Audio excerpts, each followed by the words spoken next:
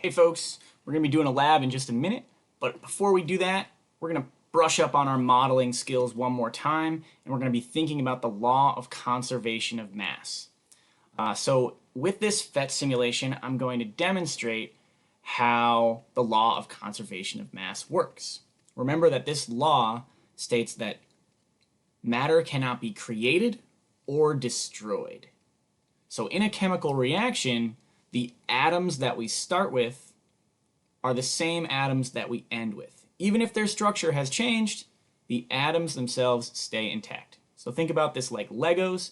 You can build something with your Legos, you can take it apart and build it into something new, but the Legos themselves are the same. The atoms themselves are the same. Okay, so we start off with a molecule of methane, which is CH4, 1 carbon and 4 hydrogens.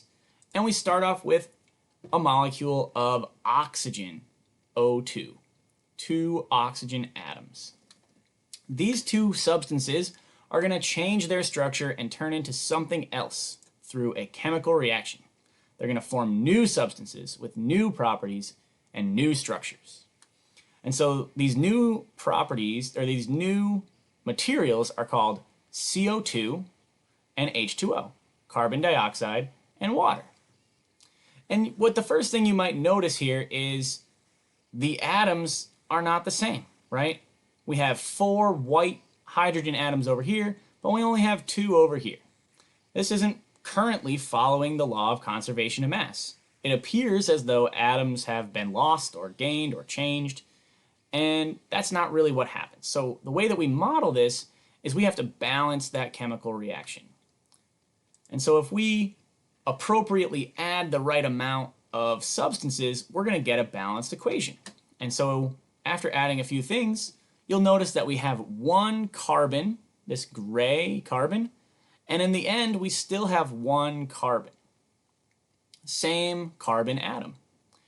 And we have 4 hydrogens, and at the end in the products we still have 4 hydrogen atoms. It's those same 4 hydrogen, just moved into a different structure.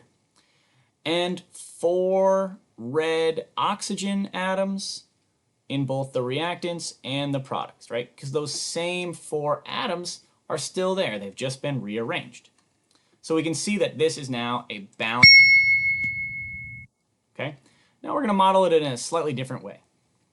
So we have our CH4, our methane molecule, and we have our 2 oxygen molecules with 2 oxygen atoms apiece.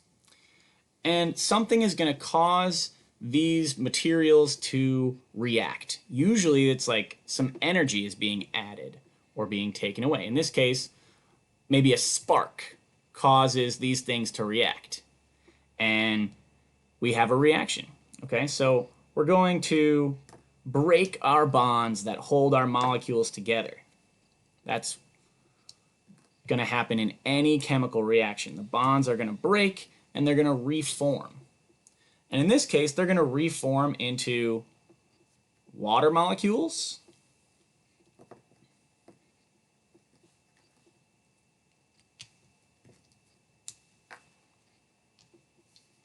all right, and a CO2 molecule, a carbon dioxide.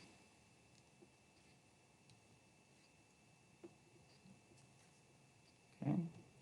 And we can see how the atoms, right, I haven't added or removed any atoms, I've just rearranged them into different structures. And because they have different structures, they're going to have different properties. And they do. And that's essentially what happens in a chemical reaction. It follows the law of conservation of mass. Atoms are rearranged into new molecules that have new properties that are called new substances.